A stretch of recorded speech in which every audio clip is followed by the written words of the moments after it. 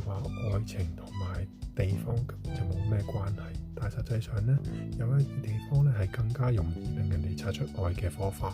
呢度就係高空嘅吊橋啦。如果你同你嘅心儀對象一齊行過一條吊橋，當中你哋會經歷好驚、好心跳加速嘅感覺。呢一個感覺呢，好容易俾個大腦誤解成為一個戀愛感覺。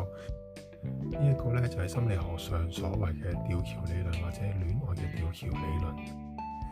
亦即係話呢，如果你帶你嘅心儀對象去睇一啲恐怖片啊，去遊樂場搭呢個過山車啊，都係會有一個同樣嘅效果出嚟嘅。所以無論你有冇拍緊拖都好，都可以去試下㗎。今集講到咁多，下次再見，拜拜。